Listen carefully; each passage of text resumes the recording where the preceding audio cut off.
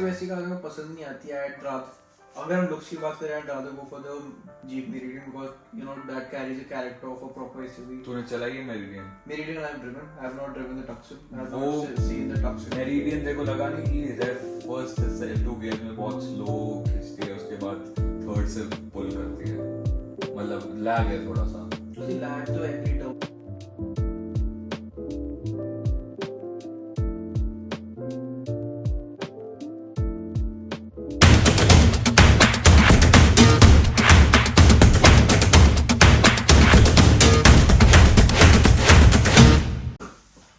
So very good evening guys, welcome back to the channel. तो भाई जैसा कि मैंने आपको लास्ट व्लॉग में बोला था, हम एक छोटा सा पॉडकास्ट करने वाले हैं।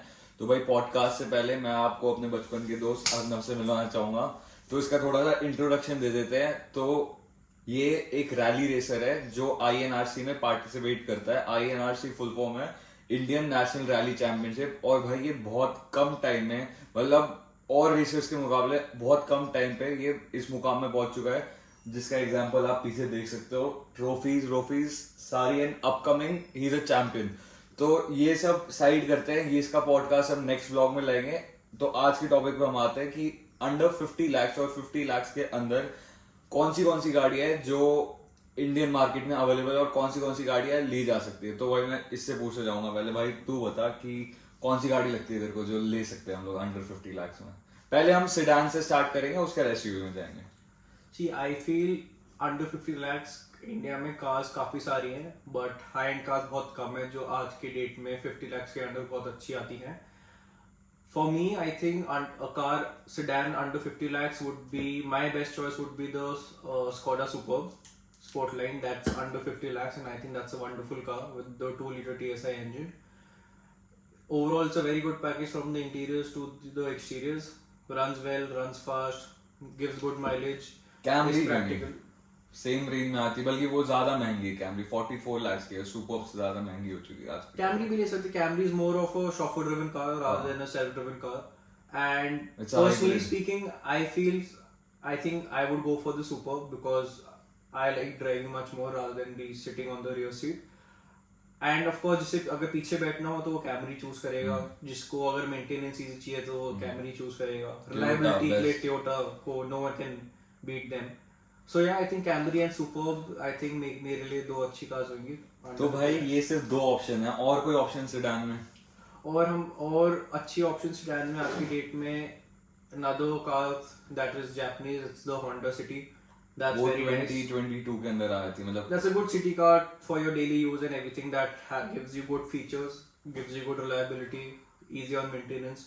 Other than that, there's a very well-known German brand called Volkswagen, जिनकी Lotus आ रही है with the 1-liter TSI engine. वो भी 20 lakhs के अंदर होगी। हाँ, again a very good car, looks very nice, has new technology and runs exceptionally well. What about Slavia? Slavia is also good. Slavia same range है। तेरे को नहीं लगता कि भाई आज के टाइम में इंडियन मार्केट क्या करे, क्रेटा, सेल्टोस और क्रेटा एक इंजन दिया हुआ है, बस बोलते हैं। तू देख ले, MG हेक्टर ले ले, आपका हैरियर ले ले और आपकी एक जीप कंपस ले ले, एक क्रायोटेक इंजन 170 PS की जो पावर फीएट का वो दिया है। तेरे को लगता है इंजन स्पेक सेम हो रहे हैं, बस ट्यूनिंग ऊपर नीचे कर रहे हैं लोग। क्या कह रहा है तू? मतलब दो है, मतलब स्लाविया वर्टिस दोनों same company, sister concern company है वो वही। और तेरी Hyundai और Kia भी आपकी सेम ही हो गई। और कौन सी कंपनी तेरी सिस्टर कंसर्न जो करते हैं, जैसे Lexus और Toyota तो प्रीमियम और वो नॉर्मल वो हो गया। और तेरे को नहीं लगता कि ये भाई सेम ही चल रहे जा रहे हैं? मतलब बहुत, ये तो 2-3 अभी ब्रांड जो अभी याद आ रहे हैं जो सेम दे रहे हैं। आज से नहीं, काफी पहले से हो रहा है। जैसे स्कोडा की रैपिड आती थी, वोक्सवैगन की वेंटो आती थी, again the same chassis same engine, बस टाइम चेंज होके देयर इज न्यू टेक्नोलॉजी। लेकिन इंडिया में लोग प्रॉपर इंजन स्पेक देते नहीं, बस टॉप मॉडल के नाम पे लोग ले लेते हैं। अभी मैं टॉप मॉडल ले रहा हूँ, लेकिन नहीं, अब ऐसा नहीं है। अब के टाइम में बाहर वाले इंजन स्पेक्स भी आ रहे हैं, बट यस सारे मॉडल्स एंड सारी कार्स नहीं आती, बट यस इंडिया में काफी अच्छे स्पेक्स आ रहे हैं। But yes mostly in high premium cars में ये स्पेक आता है। If you see the Honda Civic जो बंद हो गई है बाहर, वो तो 1 साल में बंद हो गई थी भाई। वो चलो जो भी है, लेकिन बाहर उसमें टाइप आर स्पेक आता है जो इंडिया में नहीं आता। हमारी one of the most selling cars in India is the Maruti Suzuki Swift. बाहर स्विफ्ट स्पोर्ट भी आती है विद मच पावरफुल इंजन जो इंडिया में नहीं देते। बेसिकली इंडिया में as a concept for fast cars, sports cars का कांसेप्ट भी आया नहीं है under like 30 lakhs if I can say. But ये कार्स वैसी कार्स हैं जो पब्लिक के लिए it's cheaper, it's affordable and can doesn't pinch your pocket. लेकिन इंडियन मार्केट में मेरे को ऐसा लगता है लोग सोचते हैं हाँ भी टॉप मॉडल ले लिया, उनको नॉलेज नहीं है कि हाँ आप सीसी वो इंजन देखते रहो, क्या लगता है इंजन देखते हैं या नहीं देखते ये most of the Indian. I think speaking about the Indian community, as a community, India looks more for the fuel efficiency rather than the performance. Because Indians, what do they need? They petrol need prices भी तो देख नहीं petrol रहे. Diesel prices तो almost equal हो गए हैं, बहुत ज्यादा हो गए, बट यहाँ के लोगों को चाहिए good economy and nothing else. There's a very small community who want a proper spec of their car जो बहुत तेज भी चले, जो अच्छी परफॉर्मेंस दे. पर आई नो कि कंपनीज क्या सोचते हैं कि ये सारी स्पेक्स इंडिया में इंट्रोड्यूस नहीं करते हैं. रूल्स इंडियन नॉर्म्स है बस, और कुछ नहीं है. जो भी कह लो, बट हाँ इट्स वेरी सैड कि ऐसी अच्छी अच्छी कार्स आती नहीं है यहाँ पे. जैसे बहुत पहले एक वोक्सवैगन की पोलो जीटीआई आती थी. हाँ 25 लाख की जो थी वो, जो 25 लाख की लॉन्च आई थी, two door Polo with a 1.8 TSI, a wonderful car. I call it the hot hatch. जिसके बहुत कम यूनिट्स आए थे इंडिया में, सारे सोल्ड आउट हो गए थे. एंड बहुत मतलब नंबर्स में 100 में आएंगे या उससे ज्यादा थे. आई थिंक 200 यूनिट्स आए थे जो सारे बिक गए थे. एंड आज की डेट में सेकंड हैंड मार्केट में उनका शेयर काफी बढ़ गया. अच्छा हमारा एक दोस्त था उसके पास ही तो थी. यस हमारे दोस्त के पास भी होती थी. तो भाई ये तो हो गई सिडान की. सिडान में हमारे मुश्किल से आपने क्या, एक वोक्सवैगन की वर्टिस, स्कोडा की स्लाविया, होंडा सिटी, और अगर थोड़ा और प्रीमियम जाने तो कैमरी या फिर स्कोडा सुपर. और कोई दिमाग में आ रही है जो आ सकती है? और कोई टोयोटा की यारिस आती थी जो वापस बैन हो गई है. यारिस तो अंडर 20 हो गई, वो तो भी बंद डिसकंटिन्यू हो गई है. एंड और तो आई डोंट थिंक अभी मेरे को जो मेरे दिमाग में आ रही है. और अदरवाइज हाई एंड ब्रांड्स में जैसे BMW की 2 सीरीज आती है. हाँ 2 सीरीज भी आ सकती है. Audi की Q2 आ रही है. वो सेडान नहीं हुई, वो तो फिर SUV का वो SUV नहीं, दैट्स अ कॉम्पैक्ट SUV. हाँ कॉम्पैक्ट बोल सकते हैं. तो भाई यही ऑप्शन है हमारे पास. अगर आप आज के टाइम में अगर 50 लाख है आपके पास तो आप ये 5-6 गाड़ी हैं जो आप ले सकते हो. अगर आप प्रॉपर आपका बजट है कि आप 50 लाख के अंदर, और 20 to 50 लाख के अंदर आप ये जा सकते हो. अब नेक्स्ट बात करते हैं भाई SUV. तो तेरे को क्या लगता है भाई? मेरे हिसाब से तो 50 लाख मतलब फॉर्च्यूनर. See, अब 50 lakhs के अंदर yes, there's the Fortuner, but again 50 lakhs for a Fortuner is not worth it, I feel. एक टाइम में 15 lakhs की आती थी. And yes, I do. नहीं 22, 21. 15 की भी आती थी type 1, but I do agree कि टाइम बदले हैं, रेट ऊपर गया है, and प्राइस रेट भाई फॉर्च्यूनर तो मोनोपोली बना रहा है Toyota. But 50 lakhs for that SUV, that's not giving a lot of features in their car. Only thing the Fortuner runs on is good reliability and the Toyota brand support. That's it. And maintenance, and also not because it's not a nice car, it's a wonderful car. Does all your odd jobs, can go to any place and anywhere, and you don't have to think about it. But 50 lakhs for a car like that, I think for me personally, it's too much. I won't spend so much on that car and give 50 lakhs. But yes, if we don't have any other option, actually if you come to look at it, under 50 lakh, एक Fortuner एक ऐसी car है जो अब बची है. Endeavour, Ford बंद Endeavour भी बंद हो गई है. Fortuner के मुकाबले और कोई अच्छी कार नहीं.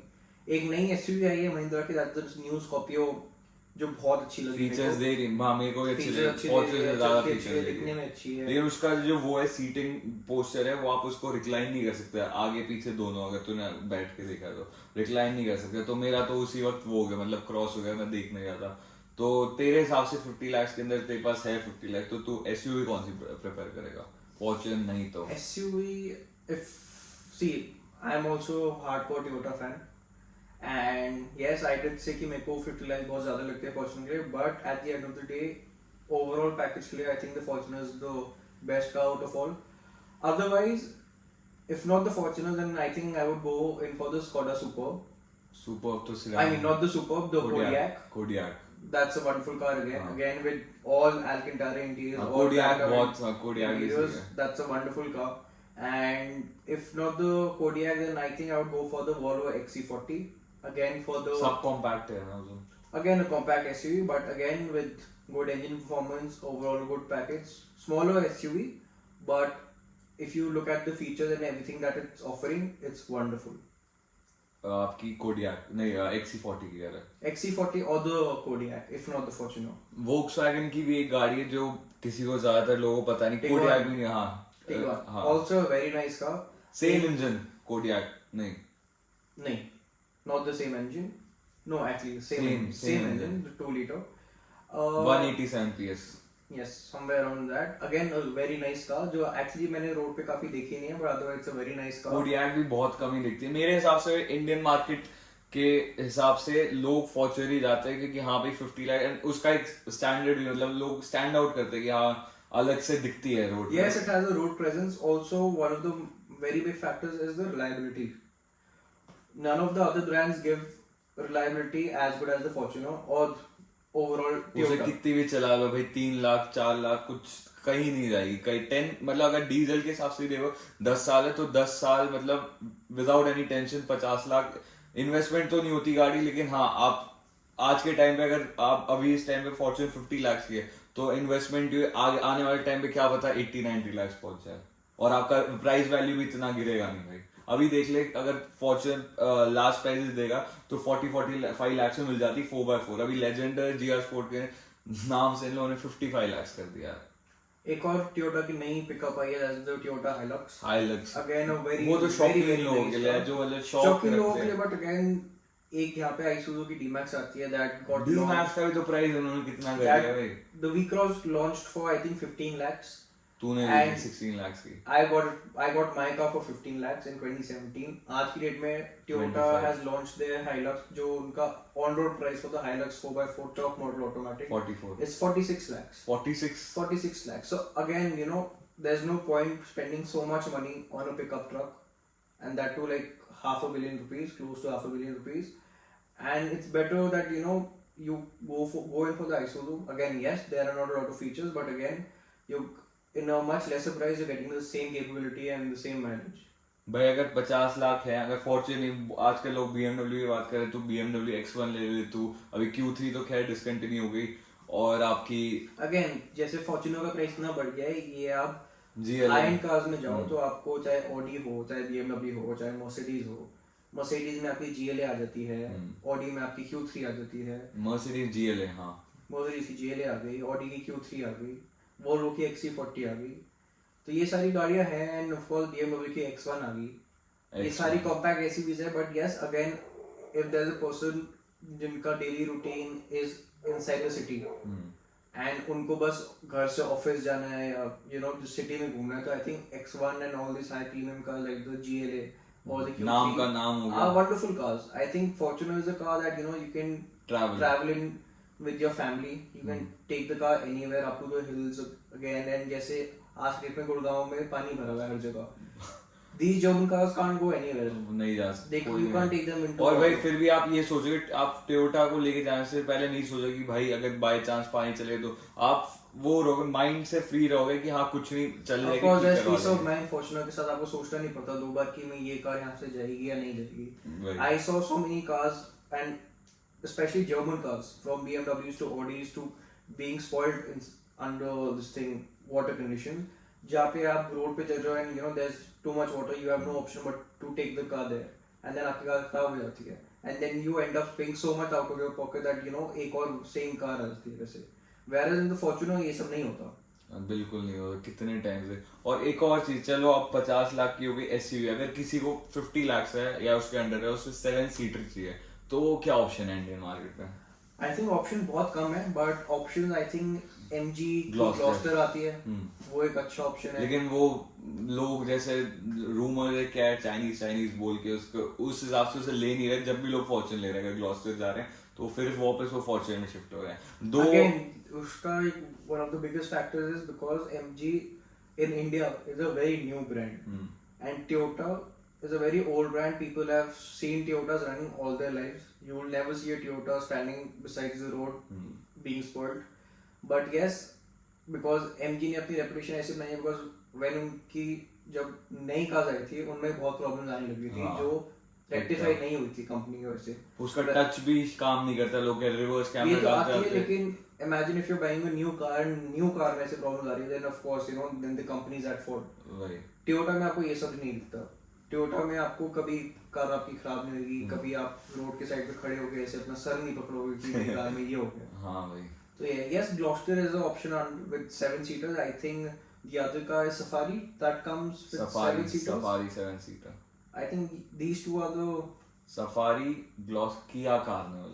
MPV. Kia हो गया वो. Carnival, again not a SUV. But That's like a minivan. हाँ, But again, I've personally sat inside that car and it's a wonderful car. luxurious. Very luxurious and very, very comfortable. Hmm. And even to drive, Hmm. from the outside it looks a very big car and it seems as if that, you know, it will be very tough to maneuver inside the city. But once you sit in the driver's seat and once you actually start driving it, you don't feel that, you know, you're driving a minivan. Hmm. Otherwise, to drive it, as soon as you get used to its corners, it's very easy. You can maneuver it inside the city. It's very easy to take it in parking spots, reversing it in Ground traffic. clearance का कहते हैं बहुत बेकार सा है, अच्छा नहीं है. Yes, there's that कि ground clearance अच्छा नहीं है, but you know, I feel Carnival is a car that, you know, you can use for highway use or city use. क्या लगता है कि जैसे गुड़गांव में पानी की कार्निवल निकालो बैठ जाएगी या फिर क्या तेरे हिसाब से क्या लगता See, है? there are chances it might come through. There are chances it might not. मतलब वो जितनी दिखती है उतनी बड़ी है नहीं अंदर से. When you start driving, it does not feel it's as big. Yes, it is a big car, but once you start driving, it does not feel it's as big. And it's very easy to drive. I feel I've driven it personally. It runs very well. It's very smooth. Plus, since it's very low, it has a very long ground clearance, and you know, center of gravity is very low and runs exceptionally well. It's a front wheel drive. Yes, it's a front wheel drive, and even on the corners when you turn the car, there's very minimal body roll, and if you sit behind, you don't feel anything. There are minimal bumps. Proper 7-seater, पीछे भी लोग बैठ सकते हैं third row में. Yes. और जैसे अब तेरी वो हो गया इनोवा हाईवे किंग बोलते हैं, इसके बारे में क्या है? वो एसयूवी मतलब एमपीवी हो गई, लेकिन उसके बारे में बात करें अगर 7-सीटर चाहिए किसी को, Innova, safari, Kia Carnival, Gloster भी 7-सीटर में बोल सकते हैं. प्रॉपर 7-सीटर फॉर्च्यूनर को बोलेगा नहीं बोलेगा? See, on paper, yes, it is a 7-seater, but for everyday use, I don't think it's a 7-seater because, you know, once you fit in and you fill up all the 7 seats, there is no luggage space at all. And for the third row of seats, it's only good for kids. Kids. No adults can fit inside that third row. It's very uncomfortable. There's no under thigh support. There's no handrest or any sort of thing. You're very cramped up inside. And I feel, you know, it's a waste to have that car as a 7-seater. But yes, of course, people do use it and people do take it as a 7-seater. But yes. नाम की 7-सीटर. कह सकते हो नाम के लिए. कुछ लोग यूज करते हैं, कुछ लोगों के काम नहीं आती. तो तेरे हिसाब से बेस्ट 7-सीटर कौन सी होगी अगर चाहिए तेरे को? अगर 7-सीटर इसमें कि तीनों रो पैक एंड उसके बाद आप लगेज भी रख सकते हो, कम से कम 3 बैग तो रख ही सकते हो. I think I'd go in for the Innova because firstly it'll be much more comfortable than the Fortuner. I've never No, sat in the no. Gloucester, so I can't say and the Atto that car, but I think Innova is the best out of all. And yeah, तो best the Innova 7-सीटर में Innova ही है, मतलब not अगर SUV भी चाहिए that's the best bet. I best think. बेट. तो भाई ये तो हो गई हमारी एसयूवीज की बात. तो अब इससे एक क्वेश्चन पूछ लेते हैं. अगर तेरे पास 50 लाख है आज के टाइम में, कोई एक सिडान और कोई एक एसयूवी बता जो तू हाँ ले लेगा कि हाँ भाई मैं ये लूंगा, सिडान और एसयूवी, चाहे वो एमपीवी हो कुछ भी हो, तो 50 लाख के अंदर हाँ मैं I am going for this one. Okay. So since I'm very driver oriented and I like to be seated in the driver's seat and I don't like to be driven around, I think for a sedan, I think I'd go in for the Skoda Superb, the Sportline. Firstly, because it has a very good engine and it's very tuner friendly. And tune कर सकता है. yes, very tuner friendly. There are a lot of remaps available for that car. You know, you can do a lot of mods. अच्छा ठीक है, वो अपने हिसाब से बोल रहा था, ठीक है. And then also because that's one car in which you get Alcantara. Otherwise, Alcantara is such an option that you get in very high-end cars such as the Porsche or the Ferrari and such cars. एक second, एल्केंटारा बता क्या होता है viewers को. Alcantara is a material very close to suede. It's not leather or it's not fabric. Leatherette. It's not leatherite, it's not fabric, it's a very different material. And one of the best things about Alcantara is that hardly people know that Alcantara in each and every weather condition stays the same. Like if you take example for leather, in summers leather becomes very very hot, it becomes sticky. If you sit inside even with the full air conditioning on, you can still sweat. Whereas for fabric is okay. Doesn't feel as good. Feels a bit cheap to have fabric in your car, and that's one reason. And Alcantara stays the same.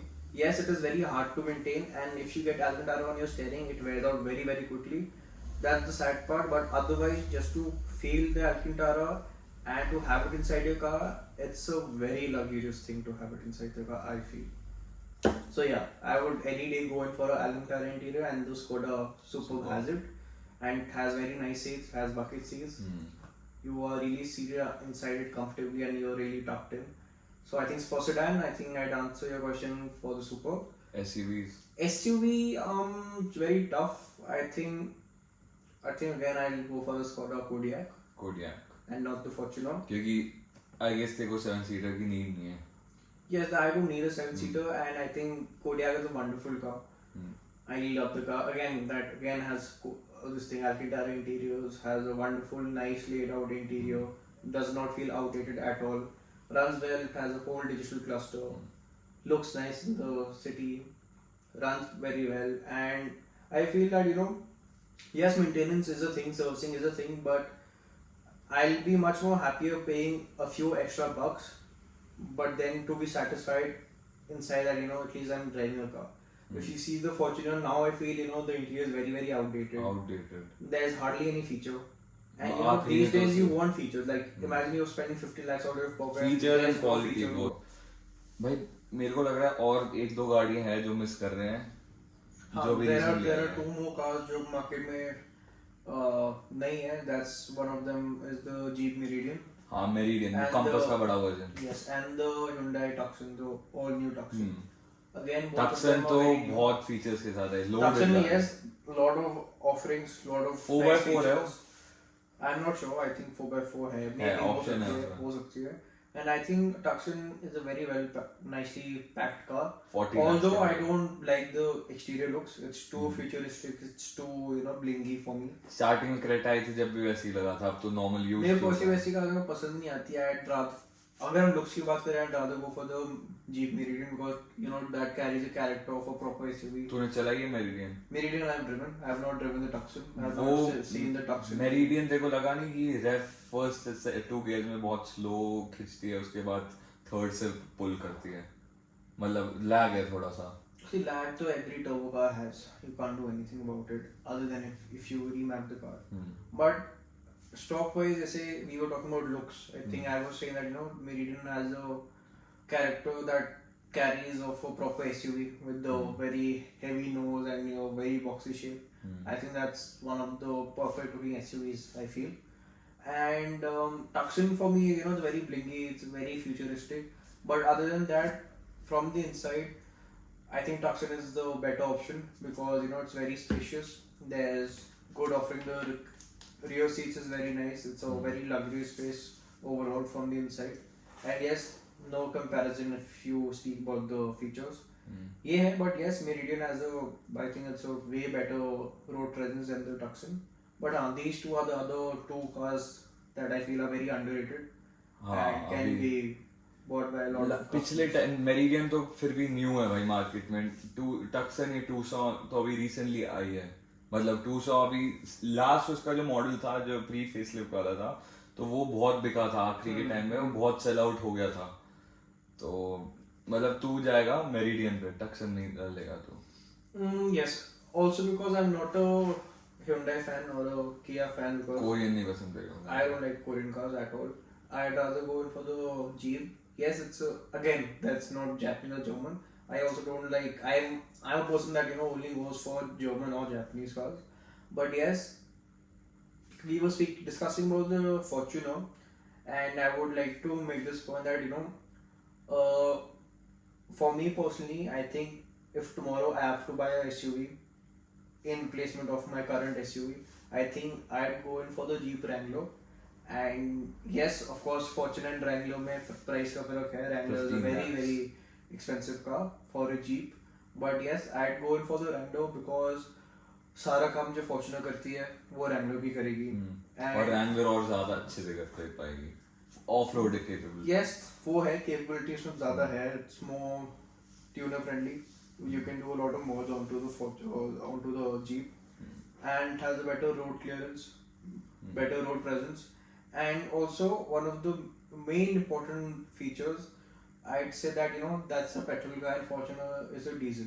Because Fortuner 50 petrol आती lakhs, है। giving out for a diesel car that you can only run for 10 years is not worth it at all. Whereas, you pay little bit more. If not a little bit, yes, you pay quite a bit more. ये चीज And का भी get a petrol car that's a Jeep Wrangler and you can run that car for 15 years. I think that's a better bet. You're getting better features, stands out much more. It's a newer car compared to the Fortuner and it's something different. इस point का भी discussion करेंगे कि जैसे आज के time पे भाई पेट्रोल डीजल के प्राइसेस भी मतलब कुछ डिफरेंस रहा नहीं है। एंड जो इंडिया के नॉर्म्स है, एनसीआर की अभी बात करूंगा, बाहर का पता नहीं, कहते हैं कि लेकिन वहाँ ज्यादा अच्छे से फॉलो नहीं करते डीजल 10 इयर्स। तो आज के टाइम पे जिस हिसाब से प्राइस हो रहे हैं उस हिसाब से डीजल गाड़ी लेना सक्सेसफुल है या नहीं है? यू शुड सीटर अगर तेरे को चाहिए प्रॉपर, जैसे एसयूवी तूने बोल दिया, अगर I think then of course I'll go in for the Innova anyway, or the Kia Carnival. हाँ। That's also a probability, but let's see on the day if it has to come.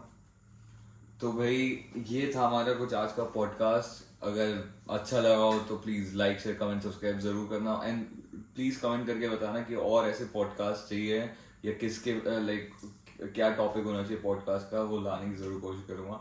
तब तक के लिए भाई मिलता हूँ next vlog में। और इसकी जितनी भी गाड़ियाँ हैं, इसने बहुत सारी गाड़ी मॉडिफाई कर रखी है। एक तो पोलो हो गई और एक वी क्रॉस हो गई और लेक्सस जो अभी अभी रिसेंटली ली है, वो एकदम स्टॉक है शायद से अभी। तो वो तो अभी कहीं गई भी है, अब जब आ जाएगी तो तीनों के व्लॉग आएंगे अभी अपकमिंग व्लॉग्स में। और मेरी थार के भी बहुत सारे मॉडिफिकेशन होने वाले हैं। तो स्टे ट्यून्ड गाइस एंड मिलता हूँ आपसे नेक्स्ट व्लॉग में।